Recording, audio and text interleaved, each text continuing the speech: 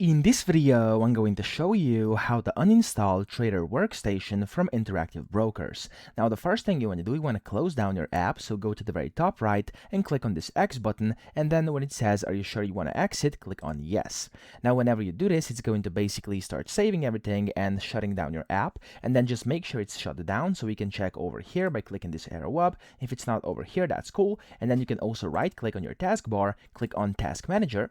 And then from here, you can go ahead and look for interactive brokers, or you can look for example, a Trader Workstation. If nothing pops up, that's cool. If anything does pop up, just basically click on it and click on End Task up top, and you're good to go.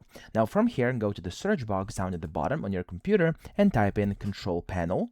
Click on it, and then from here, go to Programs, and go to Programs and Features. Now, if you don't see this menu like that, you want to make sure you are viewing this by category, and then click on Programs, Programs and Features, and over here, you want to go ahead and find your Trader Workstation. So for me, if I go ahead and scroll down a bit, I should be able to see it very quickly over here. There we go, Trader Workstation. You want to simply click on it and click on Uninstall/Change, and then here, you can click on Continue.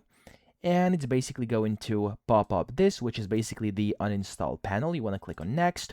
And then here, after you're done, it says it's going to be successfully removed, and you can just click on Finish, and it's being uninstalled from your computer. So that's how easy that is. I hope this video helped you out. If it did, please subscribe to the channel and help me out as well.